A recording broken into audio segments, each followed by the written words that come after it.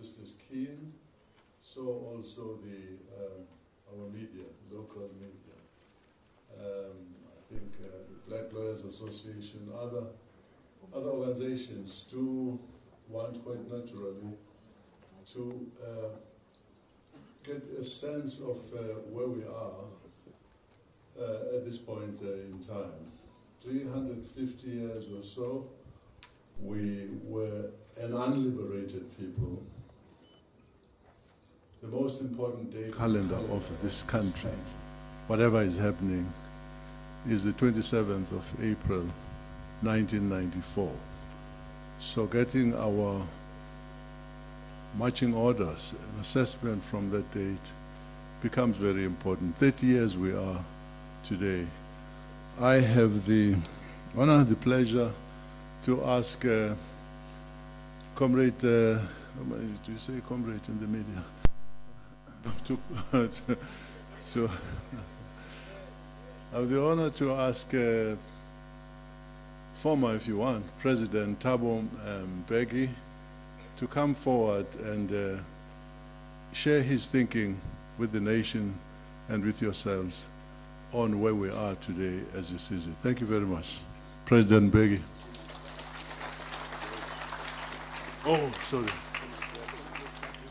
I don't want to upstage you. The people who actually invited us here. Comrade Jane, please.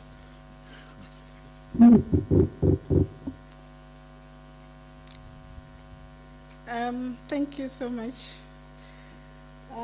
Your Excellency, President Mbeki, the former President of the Republic, Your Excellency, Mama Valeka Mbete, the former Deputy President of the Republic, the Deputy Chairperson of the Thabo Mbeki Foundation, Tate Vincent Mapai, the Deputy Chairperson of Freedom Park Council, Mrs. Mpora Mbuya, the Chairperson of the Charot Man Institute, Mr. Tulasizo Makanya, Your Excellencies, Ambassadors, High Commissioners, members of the Diplomatic Corps, the leadership of various political parties present amongst us, captains of the industries, chairpersons of sister entities, for the Department of Sports, Arts and Culture, but in general, private and government entities, the South African Royal Princesses Network, the traditional leadership amongst us. I've seen traditional leaders, Mr. President, amongst the audience. Ladies and gentlemen, members of the media, good afternoon. Mr. President, in 2006, when you launched this space that we are seated at today, Skumbuto, and it was on Reconciliation Day, you said that Freedom Park tells us of where we come from, why we are where we are today, and how we will continue to strive for a South Africa that truly represents the vision for which many of our heroes and heroines sacrificed their lives. Because, and you said, we recognize the fact that it will be impossible to build a non-racial and non-sexist nation if we were to become indifferent to our past. You also unpacked at some point the broadest meaning of freedom. You said freedom, as we celebrate, we are celebrating freedom from the terrible vagaries of nature, freedom from socioeconomic backwardness, and freedom from prejudice and oppression, ensuring that the body, the mind, and the soul are freed to explore and achieve the highest potential that humanity can attain. We also recall, Mr. President, in defining Freedom Park when you said that Freedom Park will be a place of hope in which will be embedded the rich history of our country and all humanity. You said it will represent both a transformed landscape and historical memory intertwined. It will be a place which will hold our memories in incubation, allowing them to nurture a future free of bitterness, free of hatred, free of stereotypes, free of racism, and free of the destructive fury of war. Indeed, Mr. President, Freedom Park celebrates South Africa's heritage. It is a center of knowledge aimed at deepening understanding of South Africa and its people. It is here in Freedom Park, Mr. President, where we have honored those who died for the freedom we enjoy today. And I'm happy to report to you that as we are seated here, we have inscribed over 185,000 names across the 8 conflicts that shaped what we call South Africa today.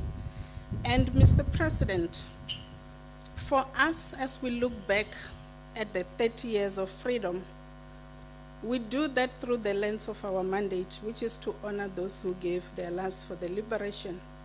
The reality of the fact is that to attain this freedom that we enjoy today, countless South Africans and others beyond South Africa paid the ultimate price. Many of the freedom fighters did not live to see the freedom that we talk about today. 30 years of freedom, Mr. President, has been a period of profound transformation marked by both successes and challenges. Challenges such as we say today, corruption, inequality, unemployment, service delivery shortfalls, which includes amongst the many communities shortages in essentials like water. However, as we reflect on these challenges, we do not forget to celebrate the triumph of the human spirit, the gains, the many gains that have been done. And we are gathered here, as we have just celebrated 30 years on Saturday, to launch what we call 30 at Freedom Park Dialogues. And these are about 10 dialogues which will unfold over the years to embark on an honest reflection on where we come from, where we are today, but most importantly, to chart a way forward. You have been an astute guide of Freedom Park. You have challenged us, Mr. President, to think deeply on the mandate of Freedom Park and how it should impact on society, amongst others, engaging the nation in a dialogue. And we thought, as we have partnered today with the Charot Man Institute, to ask you to reflect as we open these dialogues, Mr. President, to reflect deeply and guide us. How should we handle these 30 years? How should we celebrate? What are the successes that we need to profile? But most importantly, how do we navigate the challenges that face our nation today? And as I sit down, I just want to reflect on the words of Charot Man, who says that this work is not for yourself. Kill that spirit of the selves and do not live above your people, but live amongst them. And if you can rise, bring someone with you. And as we reflect on these words, Mr. President, have we succeeded to live amongst our people? Have we succeeded in bringing somebody with us as we rose, as we celebrate this freedom? And we are looking forward to learn from you. I thank you, and you're all welcome.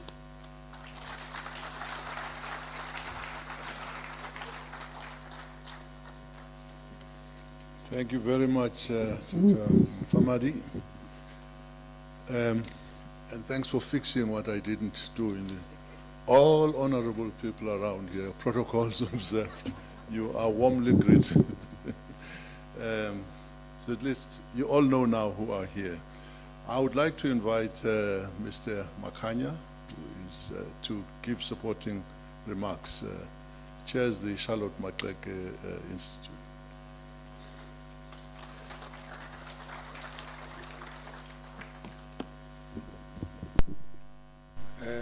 Program Director, thank you so much. His Excellency President Thabo Mbeki, Mebalega Mbete, former Deputy President, leadership of Thabo Mbeki Foundation, leadership of Charot Man Institute, our host, May Jane, Dr. Jane Mufamadi and the Council of Freedom Park. As an institute, we have seen this as a great stride, that while we celebrate 30 years of our democracy, but also parallel to that, we create a platform where we will have an honest engagement to be able to shape our future as the country. Charot Man Institute was created by 3 families connected to Mema Klege, and our intention was to preserve the name, promote the teachings, and make sure that we celebrate her legacy. So we have created this partnership with Freedom Park, and also the concept, Date at Freedom Park. I just want maybe to highlight the significance of that number 30. 30 in accordance to numerology, number 3 signifies communication, self-expression, and creativity. Number 0 signifies eternity, infinity, oneness, and wholeness. Number 30 can be expressed as 3 by 10. In summary, 30 can then symptomatic of creativity, communication, and spiritual awakening, which in turn speaks to the connectivity and link to deliberation type of dialogue resulting in solidarity.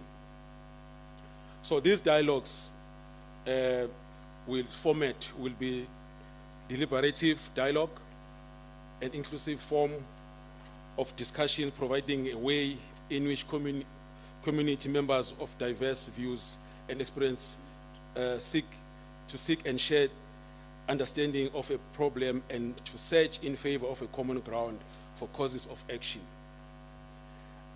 Problem statement, 3 of 4 broad approach to problem, final solution and action plan.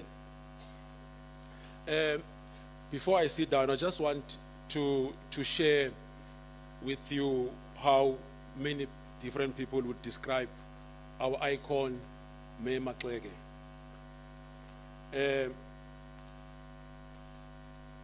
She initiated a number of schools. One of the schools was in the village of Abatembu in the Eastern Cape, where the royal family of Abatembu honored her by giving her a royal name of Nokazu, after helping King Sabata Jongomhlaba Dalijebo to build the school. To the church, she influenced to bring to South Africa Amy Church. She was a woman of prayer with a strong spiritual connection with God.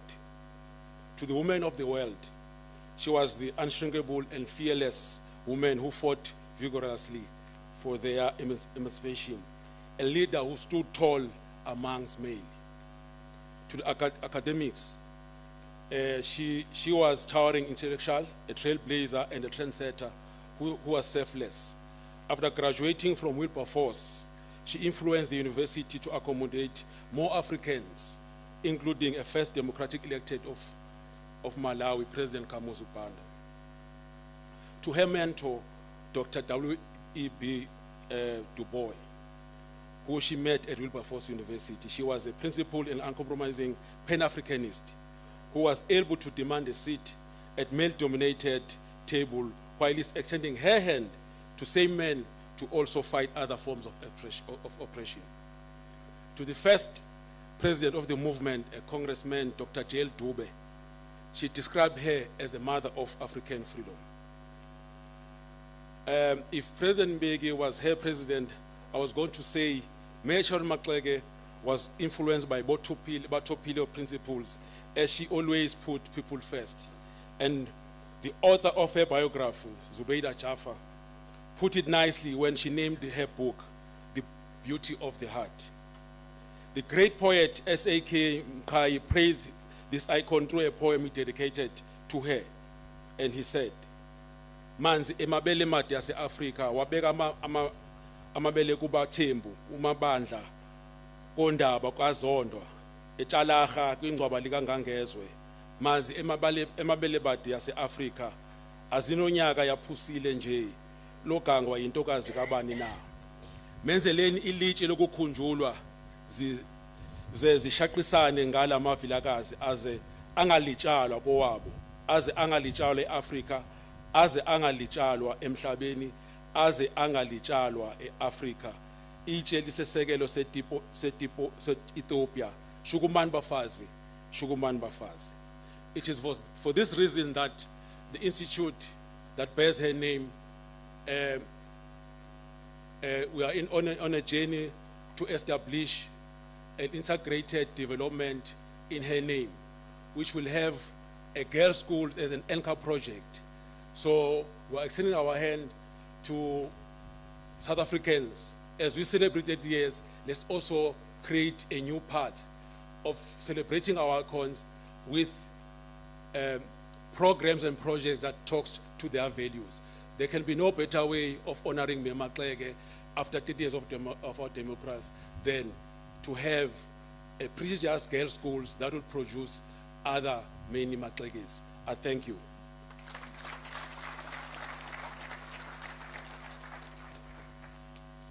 Thank you very much for that amplification on a person we should all know.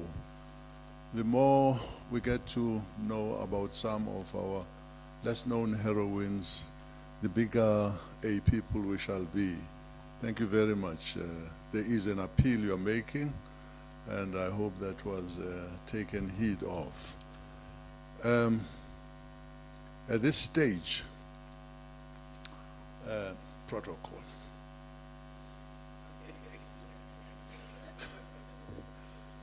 You have all known President Thabo Mbeki. He was the second president of the Republic of South Africa. But before then, he was a very active participant in the struggle for our liberation, working at all levels, worked with some of the greatest leaders we've had in this country, Oliver Tambo. He also rubbed shoulders with Nelson Mandela. And the baton was handed over to him, and you all know how well the country, the business of the country was discharged when he took over the leadership. I have the honor and the privilege to invite you, Comrade Thabo Mbeki, to address the people. Please rise.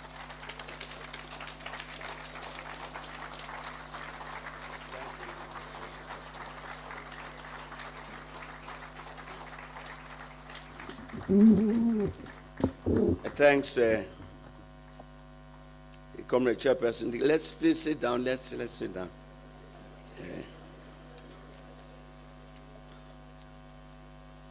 As our chairperson here, Comrade Mabuso Msimang, said, we got a lot of requests to speak about, to say something about South African democracy at 30 years, and then decided that no, we couldn't. If we did all of those individual interviews, it would take us 6 weeks. That rather let me do one interview, one response, and then perhaps afterwards we can then answer the many questions that people might have. But I honestly didn't know Jane Mfamadi, our host, that there would be so many people here today. But welcome to everybody.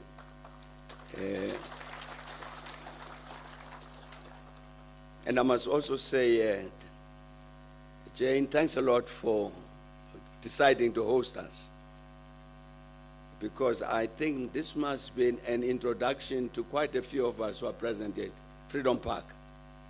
I'm sure it's an introduction to many of us who are here, because I think we have something that we have not done right. It's really because I think this is one of the major products of the last 30 years, this Freedom Park. but I don't think enough of our people know about it, what it means, what it contains, and what it projects that Jane Mfamadi was indicating when she spoke earlier. So I'm really very, very glad that we're here, and I hope all of us, as we live here, will be propagandists for Freedom Park, to ask people to come and then see for themselves. But this year I celebrate 68 years of membership of the ANC. Having joined the ANC Youth League at 13 and a half years in 1956. You can therefore imagine what a difference it would make to me and others of my generation if the South Africa of today looked like the South Africa for which many sacrificed in many ways, including by losing their lives. That generation of mine includes in my friend here, my colleague and my very good friend, Mavuso Msimang. The ANC held a victory party at the Carlton Hotel in Johannesburg as soon as the results of our very first democratic elections in 1994 were announced. I happened to serve as the master of ceremonies that joyful evening.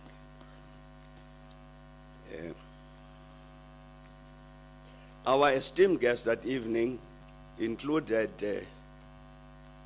Mrs. Coretta Scott King, the wife of the late esteemed leader, the Reverend Martin Luther King, Jr. Almost spontaneously, I repeated the words her husband and comrade cited as they ended his famous "I Have a Dream" speech, "Free at last, free at last. Thank God Almighty, we are free at last." I'm certain that those words of thanks to the Almighty were uttered by millions throughout our country because indeed, these millions were free at last from 350 years of cruel, white minority colonial and apartheid rule. And that freedom meant that at last, as visualized in the Freedom Charter, we would have a government based on the will of all the people. And this government would lead the protracted but historic process of bringing about the many changes such that in time, our diverse but united nation would proclaim together, again basing themselves on the words of the Freedom Charter, that South Africa truly belongs to all who live in it, black and white.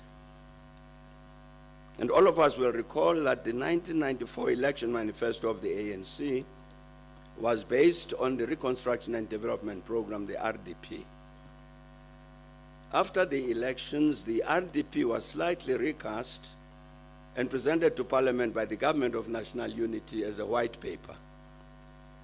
And among others, that white paper said, and I quote, "At the heart of the Government of National Unity is a commitment effectively to address the problems of poverty and the gross inequality evident in almost all aspects of South African society. And this can only be possible if the South African economy can be firmly placed on the path of high and sustainable growth." And of great interest, the conclusion of the white paper is headed "A National Consensus." And it says, and I quote, "The responsibility for the renewal and transformation of our nation is, however, not the responsibility only of the government nor of particular elected officials. It is a joint responsibility of all sections of our nation and calls on all to put their energy and creativity into finding ways of doing things better and differently," unquote. And beyond setting broad objectives, the white paper includes a very important Annexure 1. This annexure lists 18 lead projects, all of them funded significantly by the then RDP fund, with funds actually specified in the document. To select just 1/3 of these lead projects, these were land restitution, the National Urban Reconstruction and Housing Agency, small-scale farmer development, clinic building, especially in the rural areas and informal settlements, extension of municipal services, and urban renewal projects. And here we must bear in mind that the RDP fund was used to supplement the much larger departmental budgets. However, the fact of these RDP fund allocations specified in the white paper indicated the determination of the government to achieve the socio-economic objectives stated in that RDP document. 5 years after the adoption of the RDP white paper by Parliament, I delivered my State of the Nation address in 1999 after our second democratic elections. And I said then that steadily the dark clouds of despair are lifting, giving way to our season of hope. That our country, which for centuries had bled from 1,000 wounds, is progressing towards its healing. That the continuing process of social and national emancipation to which we are all subject constitutes an evolving act of self-definition. That at the dawn of a new life, our practical actions must ensure that none can challenge us when we say we are a nation at work to build a better life, unquote. Viewed in the context of South Africa today, it could be said that these comments were utterly wrong. However, I'm very glad that I was actually not wrong as I uttered those words so optimistic about our country's future. The actual reality is that during the first 13 to 15 years of our democracy, government and other social partners did much practically to implement the vision and program contained in the RDP white paper and related socio-economic development programs. And here I'm referring to programs which complemented and did not replace the RDP, as some have wrongly argued. And these programs were the Growth, Employment and Redistribution Macroeconomic Strategy GEAR, and the Accelerated Shared Growth Initiative for South Africa, ASCISA. With your permission here, once more, I would again quote from a speech delivered last year by the CEO of the South African Institute of Race Relations, Dr. John Andres. To address some of the speculation that has arisen in this regard, I must explain why I keep citing Dr. Andres. In terms of our country's political and ideological spectrum, the ANC and the Institute of Relations stand at polar opposites. Accordingly, there's no reason to expect that the CEO of the Institute would decide for some inexplicable reason to say anything positive about the ANC. When he does this, his view would be more credible in the eyes of many of our fellow citizens, not tainted by suspicions of self-serving self-praise, if what he said were to emanate from a member of the ANC. And therefore, I beg the patience of those among us who have read the remarks by Dr. Andres, to which I will now refer. This is because they are very important in terms of the story I'm trying to narrate about South Africa at 30. In July 2003, Dr. Andres addressed the Cato Institute in Washington, D.C., in the U.S., speaking about the future of South Africa under the topic, South Africa's Third Age, What Lies Ahead? And here is part of what Dr. Andres said. And quote, the period since the 1994 transition can be divided into two ages. The first lasted from about 1994 to 2007.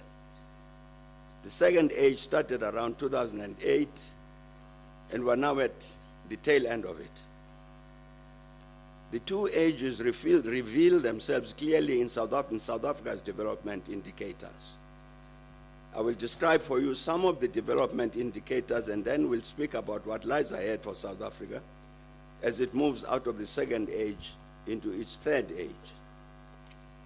And he continued, South Africa's first age, from 1994 to 2007, was marked by considerable progress across a range of indicators. That GDP grew at an average rate of 3.6%. The number of people with jobs increased from 8 million to 14 million. And the average GDP per capita increased almost by 40%, from 55,000 per year to 76,000 per year in real terms, after adjusting for inflation. unquote. I will now add further remarks concerning the period Dr. Endres characterizes as our country's first age, and thank Dr. Franz Cronje for his assistance in this regard. Our gross domestic product per capita measured in real terms grew from under 65,000 in 1994 to nearly 80,000 towards 2008. The fixed investment rate rose quickly almost between 1998 and 2008, almost reaching the rising global average. At the same time, our country's investment competitiveness ranking improved to reach a ranking between roughly between 37 and 4th most competitive investment destination in the world. The public debt levels inherited from the apartheid administration at just below 45% of GDP were cut to a low of nearer 23% by 2007. And accordingly, as interest payments were reduced, the savings were reallocated to service delivery improvements and the very necessary social protection system. And the national data in the period up to 2007 collectively marked progress in advancing living standards that would rival any other post-colonial emerging market. And using various studies, there is little doubt that substantial strides have been made in reducing poverty since 1994, whether using a money metric measurement or a multidimensional poverty measure. And although South Africa has made progress in reducing poverty since 1994, the trajectory of poverty reduction was reversed between 2011 and 2015, threatening to erode some of the gains made since 1994. And after the 1998 Asian economic crisis, the GDP growth rate rose steadily to average over 5% between 2004 and 2007. And this was the first time that level of economic growth had been maintained for that number of years since the first half of the 1960s. And one important result of the pursuit of the correct macroeconomic policies was that the government achieved the very first sustained budget surpluses since the formation of the Union in 1910. And everything I've just said, confirms exactly what Dr. Endres said, that South Africa's first age from 1994 to 2007 was marked by considerable progress across a range of indicators. And then Dr. Endres went on to say, and I quote, by contrast, for the period 2008 to 2022, the average GDP growth was lackluster at 1.2%. The number of people with jobs increased by merely by 1 million over a period of 14 years, while the population grew by 10 million over the same period. GDP per capita declined by 1,600 rand as people became poorer in real terms. The unemployment rate crept up over the years and now sits, this was last year, at an astonishing 32.9%, up from 22% in 2008, or 42.4% on the expanded definition that includes discouraged job seekers. Even these bleak employment numbers are generously assessed as they include both formal and informal employment. And he went on to say business indicators show a similarly stark divide. The RMB-BAR Business Confidence Index registered above the confidence indicating 50 mark in 7 out of the 14 years of the first age on a rising trend, but has been below 50, showing lacking confidence every single year since 2008. Investment trends are downwards, with gross capital formation as share of GDP climbing during the first age, reaching a level of 21.6% in 2008, before declining in the second age, dropping to as low as 13.1% in 2022. This number should be around 24% for an emerging market like South Africa, And the government's 2012 National Development Plan specified a target of 30%. And it continues that the lack of investment by the private and public sector has started affecting the infrastructure that forms the backbone of the economy, of the country's economic activity. With dramatic deterioration, while dramatic deterioration is being recorded in road, rail, ports, and water infrastructure, the sector that has attracted the greatest attention is, of course, electricity generation. While the total amount of electricity produced rose from 170 terawatt hours in 1994 to 253 terawatt hours in 2007 during the first stage, an increase of 49%. It declined from there to barely 2009 terawatt hours in 2020, a drop of almost 18%, unquote. This sharp difference, I must say, colleagues, I'm sorry to have read you all of these figures. You will see that when you see the document, you will be able to manage them, to cope with all of them. But this sharp difference between Dr. Andres's ages 1 and 2 poses the question, why? An answer to this question becomes especially important because during both ages, the ANC was the major governing party. Before I deal with this important matter, I would like briefly to refer to a central issue which Dr. Andres does not discuss. And during his age 1, our country adopted 2 constitutions in 1993 and 1996. It was therefore during this age 1, between 1994 and 2007, that especially the executive and the legislature, supported by the judiciary, set about establishing the institutions prescribed by these two constitutions. And these institutions include the Constitutional Court, the Independent Electoral Commission, Public Protector, the Gender Commission, and other Chapter 9 institutions. This also means that the necessary statutes were passed legally to establish these institutions. And other legislation was also approved to repeal a wide spectrum of apartheid laws and thus establish a truly democratic, non-racial, and non-sexist national statutory framework.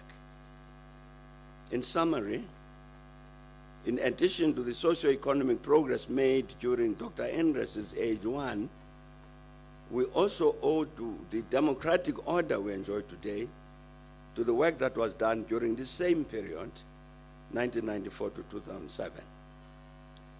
This brings us back to what I said earlier. The sharp difference between Dr. Andres's ages 1 and 2 poses the question, why? And the answer to this question becomes especially important because during both ages, the ANC was the major governing party. 2 important changes took place during the period 2007-2008. One economic and exogenous, and the other political and endogenous. The political change was the more important of these. During the years 2008-2009, the world economy suffered a recession as a result of the banking crisis which started in the United States in 2008 with the collapse of the major bank Lehman Brothers, which filed for bankruptcy on the 15th of September 2008. And that global crisis resulted in our country losing 1 million jobs, and the damage could have been worse. Unfortunately, during this period, we're investing in infrastructure in good measure to prepare for the 2010 Soccer World Cup. In addition, were the budget surpluses which enabled government to engage in counter-cyclical measures. Other things being equal, like other emerging economies, our country could have recovered from the economic recession fairly quickly. However, other things were not equal, centrally because of the endogenous political changes to which I have referred.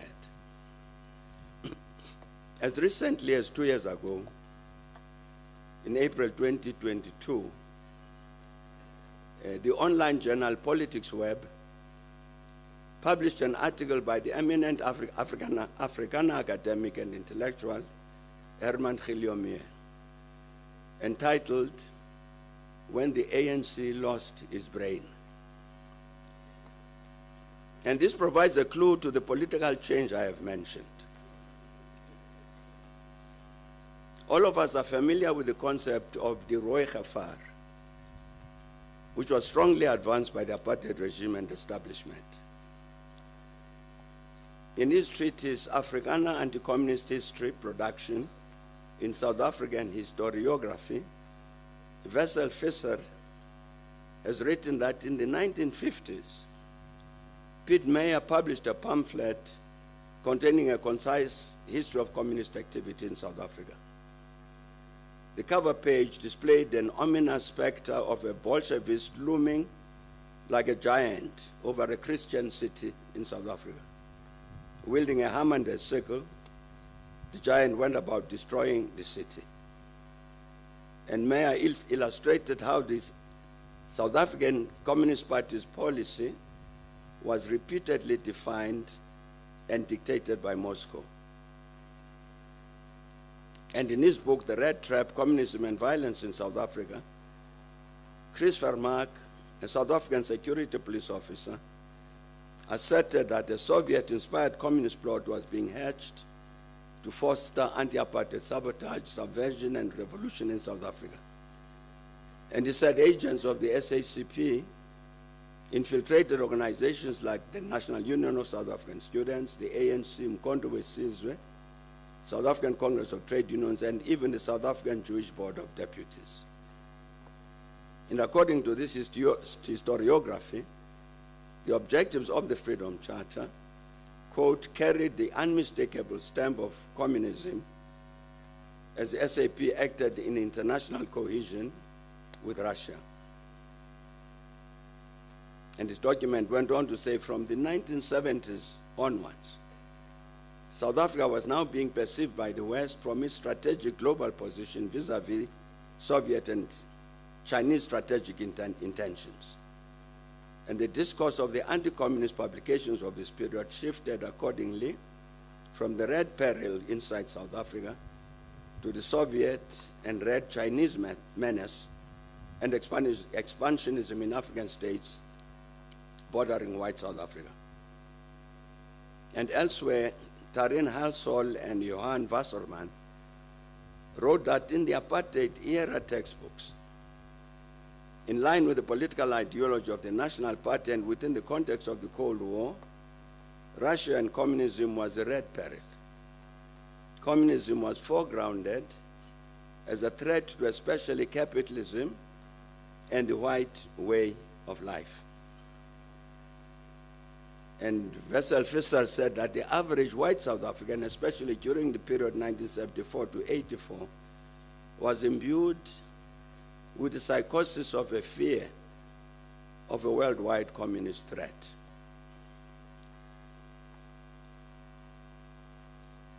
In January 2010, the Financial Times published an article by Alec Russell entitled Lunch with the F.W. de Klerk.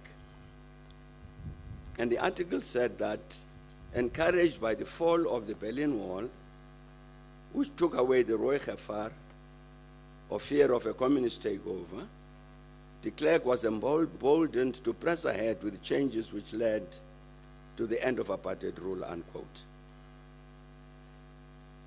The hard reality, however, is that not everybody in the apartheid establishment took this position concerning the Rooi Gevaar.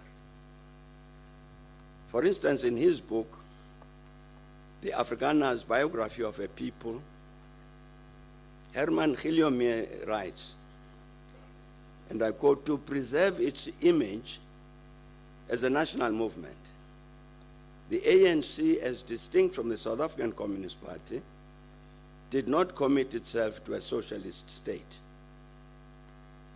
Instead, nationalists and communists alike propounded the theory of a national democratic revolution.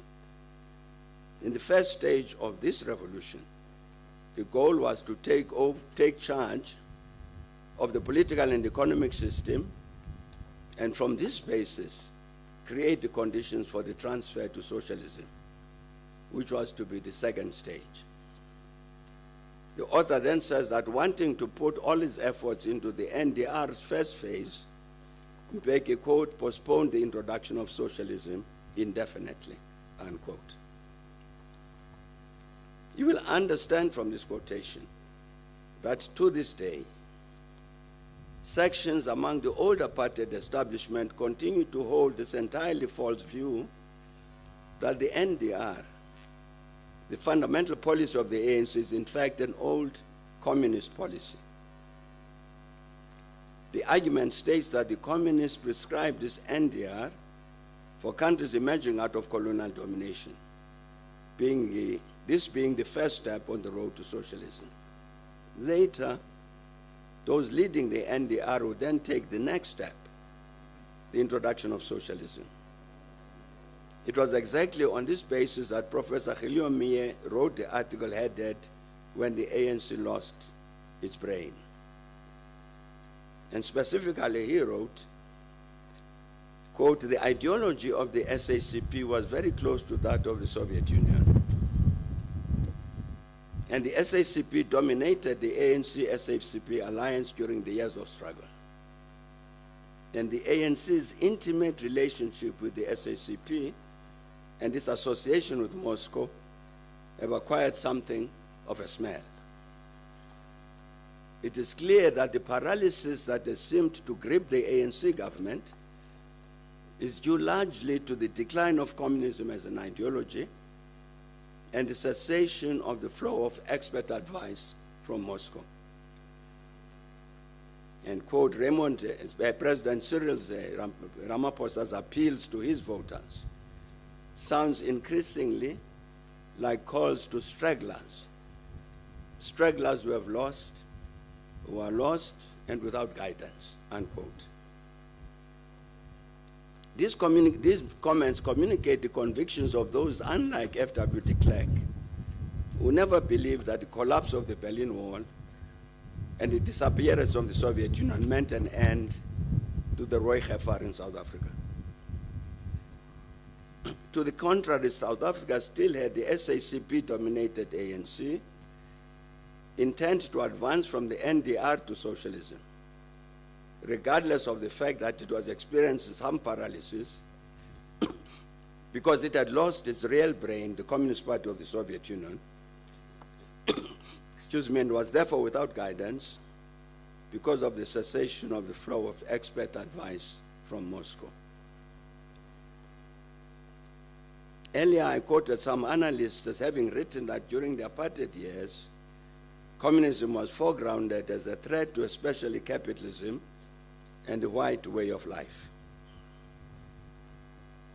And this is exactly how those who were and are convinced that the NDR is a communist strategy leading to socialism understood the threat posed by the electoral victory of the ANC in 1994, that it would establish a system which was, quote, a threat especially to capitalism and the white way of life, unquote. And this threat had to be defeated. And it was exactly to realize the strategic objective that the group emerged from among especially the erstwhile apartheid security forces centered on the former military intelligence division of the SADF, whose objective was to ensure the defeat of the ANC, whose NDR and other policies continued to perpetuate the Roy Gefar. And this group was a leader and practical expression of the counter-revolution whose activities we will now discuss. And one of the important decisions taken by the counter-revolution was that to achieve its objective of defeating the ANC was to ensure that it fails in its task properly to govern our country. The second important and directly related decision was that the ANC had to be so weakened that it would not be able successfully to frustrate the realization of the first counter-revolutionary task that we have just mentioned. So in December 2007, the ANC held its 52nd National Conference in Polokwane in Limpopo. One of the tasks of the National Conference, like all others, was to elect the National Executive Committee, the NEC, which was done. Having taken the decision to weaken the ANC, the counter-revolution started already in 2002 to work on the task to change its leadership. The 2007 National Conference presented the counter-revolution with the opportunity to implement its plans in this regard. It therefore participated both in the preparations and the conference itself to ensure the success of those it favored as members of the NEC National Executive Committee. In this regard, I must mention a very important matter concerning the reality about South Africa, which we're discussing. This is that the apartheid regime had paid a lot of attention to the task to infiltrate as many of its agents as possible into the ANC and the rest of the broad democratic movement. Though much was done by the ANC to discover and expose these enemy agents, the hard reality is that a considerable number of these remained undetected within our ranks. So quite early after the formation of the 1994 Government of National Unity, we approached the heads of the SADF, the Defense Force, South African Police, and the NIS, National Intelligence Service, to request that they give us a list of these agents so that we could discuss with and demobilize them. And effectively, all three services turned down our request. The counter-revolution used these agents in the ranks of the ANC to intervene in the Polokwane National Conference as it did. And later we'll return to this important matter of the place of the ANC in the context of the counter-revolution. You will recall that earlier I said that there were two reasons for the radical change between Dr. Andres's ages 1 and 2, the one economic and exogenous, and the other political and endogenous. In terms of the latter, I was referring to the change in the leadership of the ANC engineered by the counter-revolution, one of the major events during these first 30 years of our democracy. I will now discuss another important event which occurred during this 30-year period. I'd like to believe that nobody would contest the assertion that governance in any country would face serious challenges if denied access to state revenues, electricity, and a properly functioning economy. The South African Revenue Service, SARS, accounts for 95 to 98% of state revenues. From age 1 into age 2, Dr. Andres's ages, SARS outperformed its itself in terms of revenue collection, with each year being better than the one before. However, this changed from the 2014-2015 financial year, with SARS underperforming in an ascending manner in the following years. Alarmed at this development, which meant an ever-shrinking pool of state revenues, President Ramaphosa appointed a Judicial Commission of Inquiry into SARS, empowered to make the necessary recommendation to address whatever shortcomings the Commission might have unearthed. Led by Justice Robert Nugent, this became known as the Nugent Commission. It submitted its final report to the President in December 2018. To cut to the bone, the Nugent Commission made the startling finding that some people had set out to destroy SARS, and it explained in detail how this was done. And obviously, the destruction of SARS would mean the destruction of the democratic state, given its unique place in terms of the provision of state revenues. It was exactly the success of this process of destruction which had resulted in the escalating underperformance of SARS from the financial year 2014-15, which set off the alarm, obviously contrary to the wishes of those who wanted to destroy the service. And one of the things which stood out in the Nugent Commission report, was the role that the well-known US business consultancy, Bain & Company, had played in planning and participating in the attempted destruction of SARS. The Commission also detailed the extensive process of consultation which had taken place between Bain and then President Jacob Zuma. President Zuma himself had appointed the Judicial Commission of Inquiry into State Capture, which was led by Justice Raymond Zondo, and was therefore called the Zondo Commission. This commission also looked into SARS, building on the work already done by the Nugent Commission. And here let me quote some of what the Zondo Commission says. Quote, "The SARS evidence is a clear example of how the private sector colluded with the executive, including President Zuma, to capture an institution that was highly regarded internationally and render it ineffective. All these actions and events aimed at dismantling SARS cannot be coincidental. This is especially so in the light of the planning document which the Commission has been shown. The only feasible conclusion is that the organization was deliberately captured, and President Zuma and Mr. Moyane was the CEO of SARS, the head of SARS. The only feasible conclusion is that the organization was deliberately captured, and President Zuma and Mr. Moyane played critical roles in the capture of SARS and dismantling it in the way it was done during Mr. Moyane's term as commissioner. It is a notable feature of the SARS evidence, in contrast to the rest of the evidence which the Commission had, that this is one of the few instances where President Zuma was himself directly and personally involved in the activities and plans to take over a government entity, namely SARS. Another was Eskom, which is discussed elsewhere in this report, unquote. Obviously, this confronts us with a conundrum. Here, according to the judicial commissions, we have a head of government who joins a process to reduce the very revenues he needs to enable the government to discharge its responsibilities, up to the point of the possible collapse of that government. So how do we explain this puzzle? The only logical way to explain it is that, challenging as it might be, even to comprehend, here we're dealing with a wolf in sheepskin.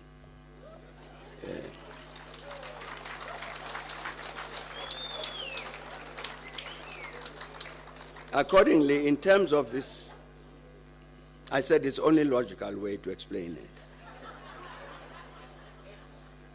Accordingly, in terms of this logic, the involvement of such a wolf, so to speak, in the effort to destroy SARS would not be surprising, as it would represent the discharge of its responsibilities as part of the counter-revolution.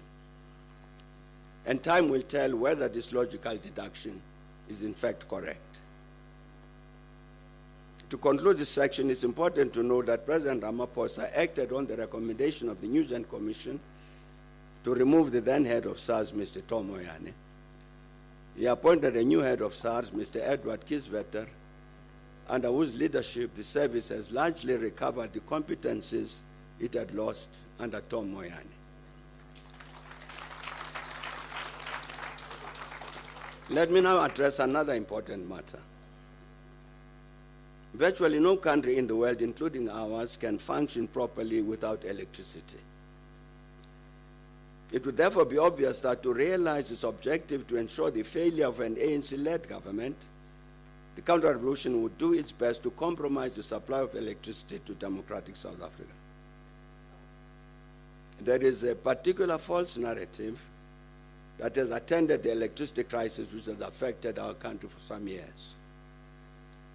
And that narrative says that Eskom warned the government as early as 1998 that if no immediate steps were taken to build new generation capacity, the country would suffer from serious load shedding from 2007. It is then said that government ignored this alert and that it is this failure on the part of government which lies at the base of the energy crisis that has affected our country for some time. As I've said, this is a false proposition, advanced to hide the reality in terms of what has negatively affected the availability of electricity at various moments. Some among us will recall that in 2007, speaking as the then head of government, I apologized on behalf of government for the instances of localized load shedding which had taken place, and continued in the same vein in 2008 after the first instance of national load shedding in January of that year.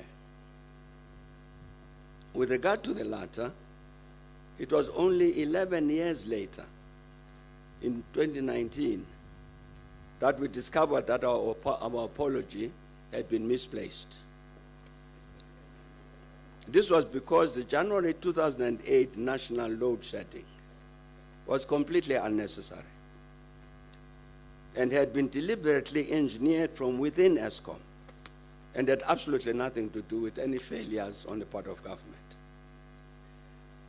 In 2017, a special investigation unit and SIU submitted a report to then President Jacob Zuma entitled On the Investigation into the Affairs of Eskom Holdings SOC Limited. And among others, this SIU report said that Eskom's executive management and board of directors did not heed warnings from the employees of Eskom that Eskom was facing a potential shortage of coal by December 2007. The declaration of an emergency could thus have been avoided with the exercise of reasonable care. The board of directors did not respond to warnings that the coal stocks were reaching dangerously low levels prior to January 2008, and that the threat of load shedding was a strong possibility, unquote. In other words, the national load shedding of January 2008 took place because the managers of the power stations did not replenish coal, despite warnings from inside Eskom to do so. Simply, the Eskom station managers had defied instructions to replenish their coal stocks until they literally ran out of coal at many of the power stations. This was a deliberate attempt to compromise the supply of electricity. At the beginning of 2004, the government issued the directive that Eskom had to build new power stations, and two of these were Medupi and Kusile. And over the years, regular Eskom communications have reported that it started building Medupi in 2007, 3 years after the government directive. This report is incorrect and tries to hide some bitter truth. The reality is that Eskom started building Medupi much earlier than 2007. And the truth is that the company or companies commissioned to prepare the site for the building of the power station did not do its geotechnical work properly. The result is that when construction started, the building sank into the soil. Construction had to stop. What had been built had to be destroyed, and work had to start afresh to prepare the site for construction. At some point, Eskom appointed the law firm Dentons to carry out a forensic investigation of the company to help it overcome its challenges. And with regard to this matter of failure to prepare the building site properly, this is what Denton says, quote, "This led to changes in the foundations which caused significant cost increases and substantial delays of the order of 12 to 18 months. So the building of this new generating capacity was delayed by that period of time. because of the wrong things that were done with regard to preparing the site for construction. Here was a deliberate attempt to delay the building of the new generating capacity.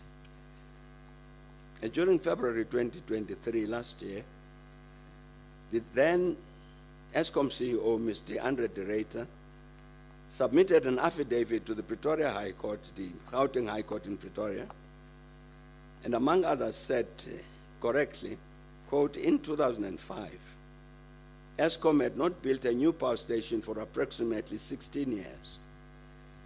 Eskom had significantly reduced its skills and capacity to execute mega construction projects, such as Kusile and Medupi. Strangely, however, instead of awarding 10 key contracts for the building of the new power stations, Medupi, Kusile, and Ingula, Eskom awarded 34 contract passages at Medupi, 46 contract packages at Kusile, and 27 such packages at Ingula. And here is what Denton said about this, I quote, a decision was made by Eskom to execute the Medupi-Kusile projects on a multi-contract basis rather than structuring the projects on the basis of a minimum number of large contracts. This meant that the responsibility and risk of integrating and managing the overall project implementation was with Eskom. This decision, coupled with the shortage of the appropriate skills in Eskom to manage such a large complex project, contributed greatly to the new build projects being over budget and behind schedule, unquote. It was surely not difficult to foresee this negative outcome when, as Denton's put it, Eskom decided to execute the Medupi-Kusile projects on a multi-contract basis. And later I will come back to this important matter mentioned by Denton's of projects being over budget and behind schedule. If we discount the deliberately engineered 2008 national load shedding, the first national load shedding took place late in 2014 and persisted until August 2015, largely oscillating between stages 1 and 2. This means that there was no load shedding for at least 6 years after the 2008 incident. The question is what happened to end this happy situation? Once again, Denton answers this question, saying that Eskom had been underspending on capital expenditure to maintain its generating equipment since 1999 to 2000. And that during the same period, Eskom had deprioritized maintenance, that Eskom paid no attention to the fact that generation plant of similar age in other parts of the world was very significantly outpacing its own, demonstrating that it was not age which caused the underperformance of the Eskom plant, but the manner in which the generating plant had been operated, maintained, and refurbished. That was Denton's. And the Eskom engineers knew very well that failure to do the right thing about the maintenance and refurbishment of generating plant would result in power failure. The practical result is that this failure contributed directly to the counter-revolutionary objective to compromise the supply of electricity to our country. The construction of Medupi and Kusile started in 2007 and 2008, respectively. And both power stations were planned to be commissioned in 2014, 7 and 6 years later, respectively. Contrary to this, 2 years ago, only 2 years ago, Eskom expected that Medupi and Kusile would only be fully commissioned in 2023 and 2026, instead of 2014. The reality, therefore, is that if Eskom had kept to the 2014 time frame, we would never had the power crisis we have been experiencing. The question is, what accounts for the inordinate delay in commissioning the new power stations? And this is the last example I will cite about the practical instances which have contributed to our energy crisis. One of the first major contracts awarded by Eskom for the building of Medupi and Kusile was to the French multinational Alstom to supply the control and instrumentation C&I system, which is regarded as the brain of any power station. By December 2012, Alstom's C&I system, control and instrumentation system, had already failed the factory acceptance tests on the boiler protection system 3 times, a system that was critical to the commencement of the commission then of the first Unit 6 of Medupi. This led to further delays because the boiler protection system had to undergo substantial redesign. To cut this story short, in 2015, Eskom announced that it had terminated Alstom's C&I contract for Kusile. It said the reason for that termination was that Alstom's power plant control system had not met the specified technical requirements, and in addition, would not meet the availability requirements prescribed during testing and installation. It awarded the contract to another multinational, ABB. It is clear that the problems of the C&I control and instrumentation system was as a result of a deliberate decision to choose a technically inferior solution from a supplier that had very little experience, if any, on commissioning such systems in the South African power stations. The inferior solution was chosen ahead of more technically suitable solutions from more experienced suppliers who had tendered relating to the South African thermal power stations. Here is an example of what caused the inordinate delay in the building of the new power stations. There are a number of other instances we can cite, all of them contributing to the objective to compromise the supply of electricity to the Republic. My last comment on Eskom concerns the matter of the escalating costs. Medupi and Kusile had initial budgets of 79 billion and 81 billion, respectively. In 2020, the Eskom board approved budget revisions to complete the power stations, giving 145 billion for Medupi and 162 billion for Kusile. That's double the budgets. And earlier in 2019, my broadband had estimated that the final true costs would be for Medupi 234 billion instead of 79. And for Kusile would be 460 billion instead of 81. And such is a measure of the escalation of the cost of the new power stations, which Dantons wrote about. In addition, concerning the shenanigans at Eskom, we should not underestimate the similarly negative roles of sections of business and organized crime. And with regard to the foregoing, we can confirm that some of the interventions of the counter-revolution directly negatively affected the economy, while others helped to create a national atmosphere hostile to investment. The major business leader, Mr. Johan Rupert, reflected on this investment environment when he said in December 2018, and I quote, "We let President Mbeki down because he created a perfect scenario for business to invest. But you know what? I think we could not believe our luck. We should have invested more from the private sector during that period. Before foreigners invest, they look at us," unquote.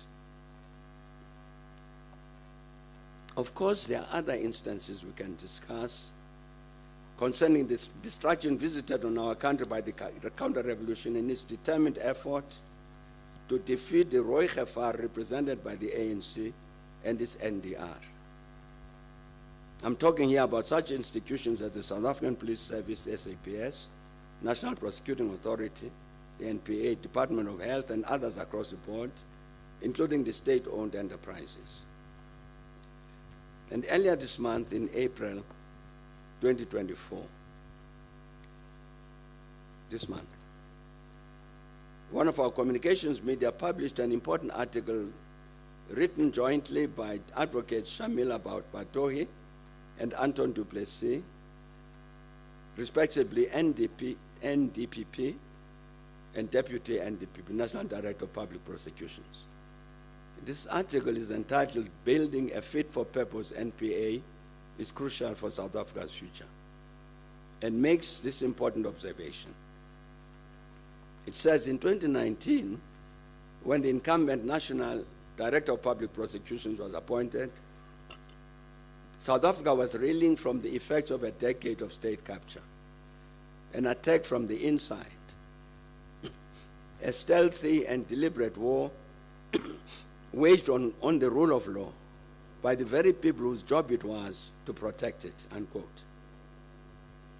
And this observation about, quote, attack from the inside, a stealthy and deliberate war waged on the rule of law by the very people whose job it was to protect it, describes the act of counter-revolution.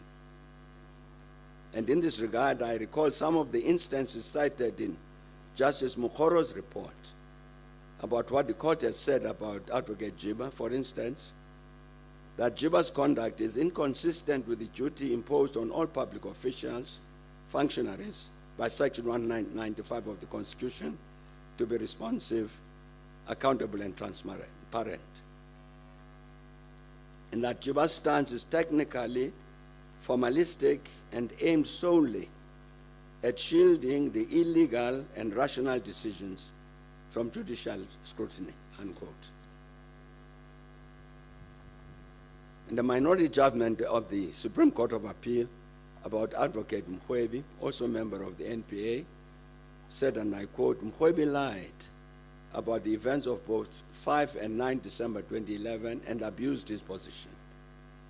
Not only has Mkhwebi shown himself to be seriously lacking in integrity, but has failed in these proceedings to take the court into his confidence and fully explain his actions.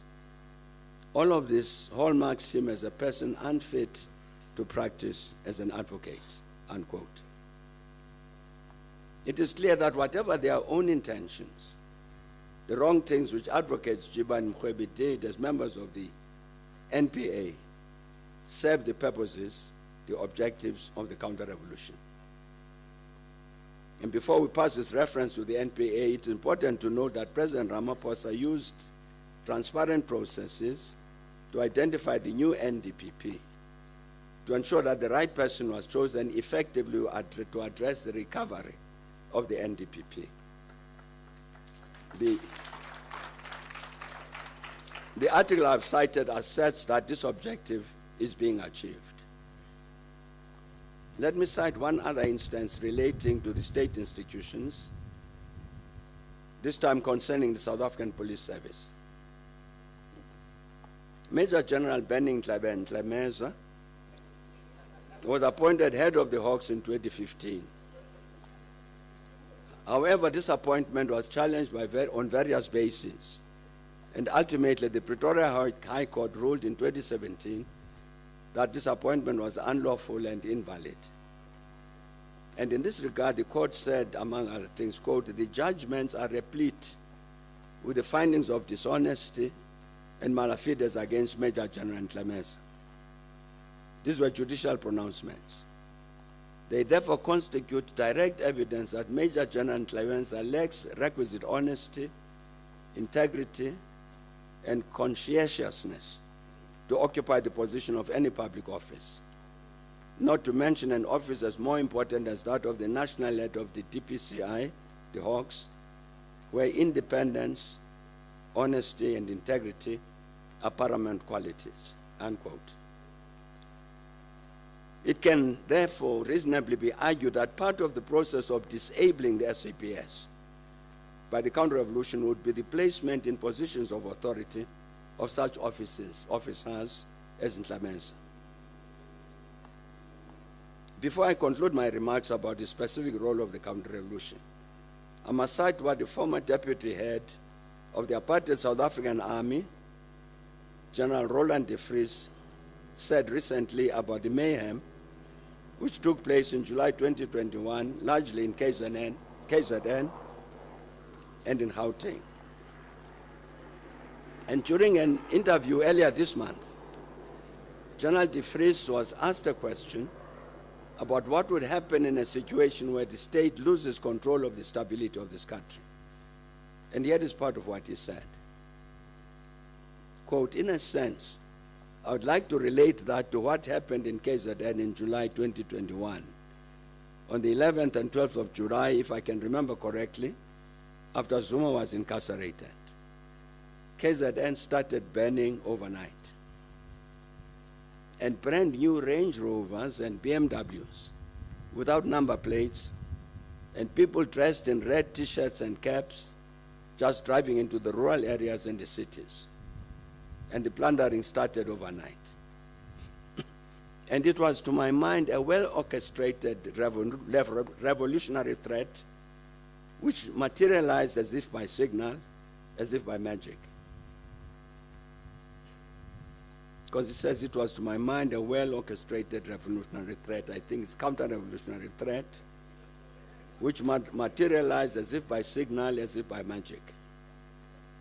My question is, what is the capacity of the present government to contain a serious threat if security and stability are threatened?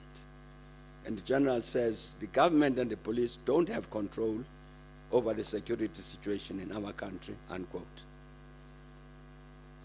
It was important that General de Vries made these observations about the destructive and criminal events of July 21,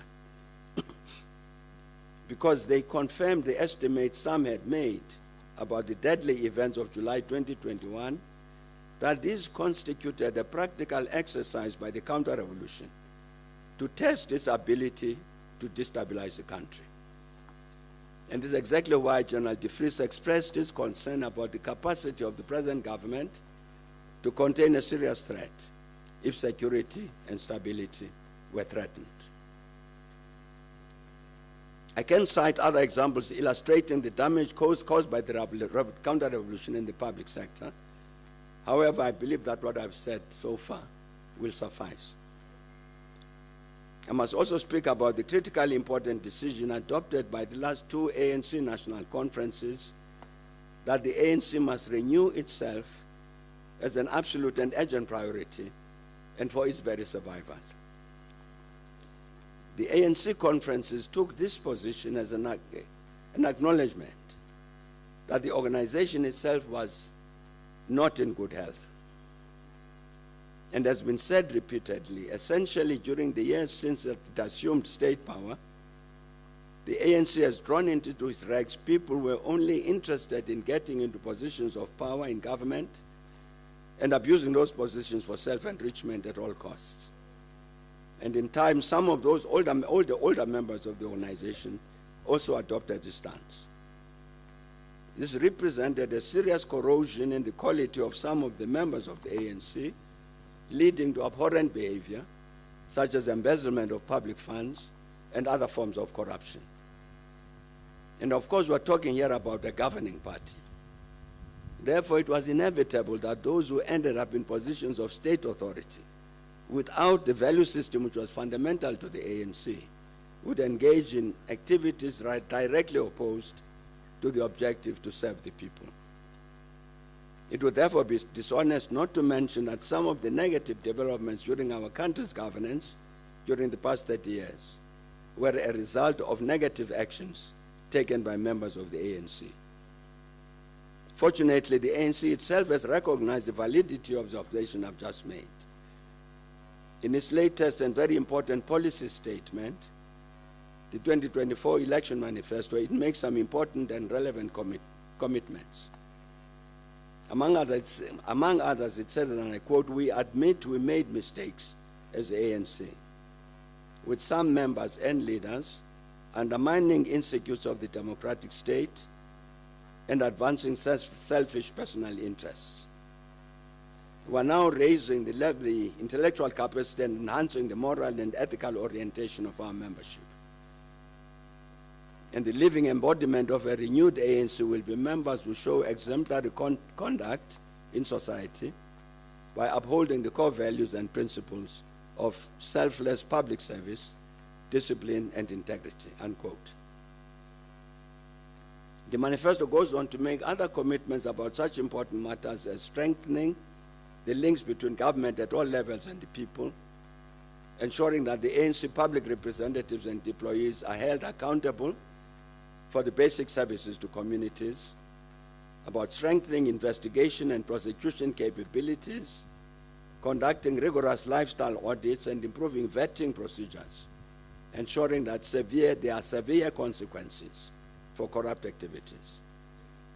And they make a commitment to building a capable, developmental and ethical state led by honest, dedicated, and capable leaders.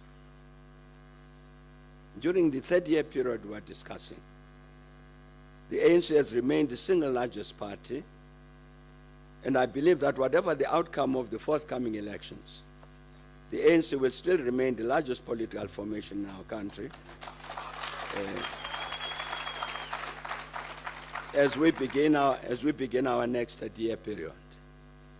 This reality emphasizes the point that the ANC has an obligation truly to be guided by the principles of Batupile, whatever role it plays in the public domain, and that ways and means have to be made to make it genuinely accountable in this regard. And this is why I've tried to detail the commitments of the ANC has made in its election manifesto with regard to the vitally important area of governance. I believe that one of the most important lessons we must learn from these first 30 years of democracy in our country is that any political party given the responsibility to govern in any sphere of government must practically be held accountable in terms of such good governance principles and policies as the ANC has listed in its election manifesto. And I'm convinced that is one of the common objectives we must carry forward as a people as we take whatever steps to define the South Africa we want. And during his address to the nation a few days ago on Freedom Day, 27th of April, President Ramaphosa pointed to some of the major challenges our country continues to confront. He says the apartheid legacy continues to define the choices and opportunities of so many South Africans. We know that despite our achievements, South Africa remains a highly unequal society. Our people confront every day the apartheid legacy of unemployment, poverty, and underdevelopment. Crime, especially crimes of violence against women and children, are scourge in our communities. Despite great progress, many households do not have electricity or clean water. There are still many families that go hungry. There's a huge divide between the rich and the poor. We see this divide in access to health care, in access to safe transport, and proximity to services and work opportunities. At times, it seems that these challenges threaten to undermine the achievements we've made over the past 30 years, unquote. And without doubt, the President was very correct in the observations he made. Something must be done. My papers are stuck. Something must be done to address these challenges because we cannot afford that they continue to define our country. At the same time, our combined efforts must continue to focus on nation building, national and social cohesion. The South Africa which is visualized in our Constitution truly belongs to all who live in it, united in our diversity. We must build and entrench strong ethical foundations, which must make a critical contribution to the task to end scourges of lawlessness, violence against the person, including gender-based violence, as well as a pernicious individualism, which leads to looting, to corruption, and all manner of criminal abuse. And therefore, we must achieve a correct definition of our place in the world so that once more we re-emerge as steadfast champions of Africa's renaissance and co-architects of the global human family, visualized in Agenda 2030 and Agenda 2063, in which no one is left behind. There are three messages I would request that we take with us arising from everything I've said. The first of these is that the charge that some make repeatedly, that the last 30 years of our democracy have been a disastrous period for our country and people, is entirely false and serves ignoble purposes. Rather, the achievements realized as a result of the efforts of our people as a whole during the first 13 to 15 years of our democracy demonstrate this vitally important consideration, that together we have the capacity to take this country to great heights. More than this, it makes the statement that regardless of our situation today, we will certainly enter into a new beginning, to resume the labor of love once more to build a winning nation, a people-centered and caring society. The second message is that the quality of leadership we elect to govern our country is of critical importance to the very survival and healthy development of the democratic rule and governance for which many of our people sacrifice their lives. This means that as we begin our journey into the next 3 decades of our democracy, we must elaborate the processes whereby we ensure that those who govern us abide by specified principles and practices of good governance, which must be binding on a non-partisan basis. This would condemn to the dustbin the notion and conduct according to which the fact of a numerical majority leads to a conclusion that this rewards a majority party with the freedom to engage in any government practices of its choice. My third and last message is that at the heart of many of the problems our country faces lies the brute reality of a counter-revolutionary intervention which began some years ago. And whereas the central objective of that counter-revolution was to defeat the ANC and its NDR program, its intervention has caused enormous damage to the country as a whole and visited much suffering to millions of our people. I believe that this situation makes it incumbent on our people as a whole to act together to address the harm caused by the counter-revolution, first of all by answering the question of what is to be done to undo the damage caused by that counter-revolution. In his Freedom Day address, President Ramaphosa said, quote, "We know that if we work together, if we harness the same spirit of unity that we did in 1994, we will surely overcome the challenges that he had mentioned." And history shows, he says, that by working together in pursuit of a common goal, we will succeed. We believe in a better tomorrow, and it is within our hands to shape our collective destiny, unquote. Consistent with this approach, I suggest that to respond to the enormous challenges created by the counter-revolution, our people should convene in a new and truly inclusive national dialogue to answer the question, what is to be done? Of course, that national dialogue would be held later this year after the general elections. In this regard, I must report that currently I am engaged in serious discussions with a number of our national foundations, because I'm certain that the country as a whole would benefit greatly from their collective voice on the matter of the national dialogue I've mentioned. I'm certain that during this coming month of May, it will be possible to present to the country as a whole a more detailed proposal concerning this proposed national dialogue. I would like to conclude this presentation by referring to an important document issued recently by some of our compatriots. I refer here to the document issued earlier this month by a collective of Afrikaner leaders headed Afrikaner Statement, which incidentally could be discussed at the national dialogue I've mentioned. I was struck by the statements these Afrikaner compatriots made in the statement that we want to stay here and contribute to the well-being of the country and all its people, that we're building to remain here, and that the past should not destroy the future for us all. It seems to me that this statement, communicates a vitally important commitment I trust all of us share, that together we must contribute to the well-being of the country and all its people. It is exactly this spirit and the noble attitude which guarantee that working together, as President Ramaphosa said, that working together we will overcome. Thank you very much for your attention.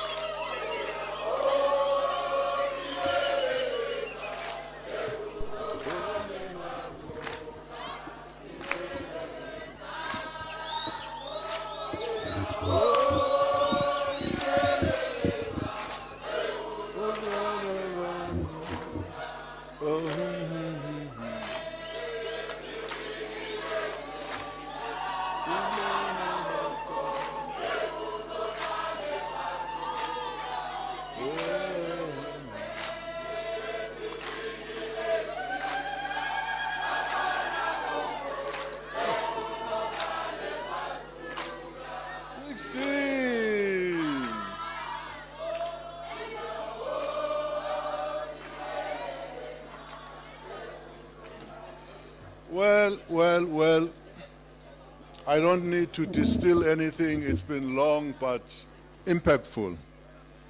Again, long live Comrade Thabo Mbeki. Long live Izizi. Forward to the next 30 years. I have no doubt that there will be people who would like to ask questions, get clarifications, or make comments. I've got a name here. Upumi would be the first one. You've got the mic already? I do. I am the side. Well, you are where? Yeah, you're looking in the right direction now. But after Pumi, there will be Oyama, Bele. Then after Oyama, listen carefully because I will not repeat this. Yeah, okay. Then the other people will raise their hands and I will attend to that. So, Pumi, please. Thank you. So my question is around perhaps a failure to succession plan. Because at the time, you talk about counter-revolutionaries, and I'm wondering if failing to succession plan, and in particular, a talk of a third term leading into Polokwane, left the door open for those counter-revolutionaries. Got the entire question, Chief? Just restate it. The question for me. So my question is around succession planning and the failure thereof, and in particular, talk of a third term going into Polokwane, if that perhaps left the door open for the counter-revolutionaries into the movement. Thank you. Oyama, your question? It's more like a commentary and an amplification, Comrade Wali.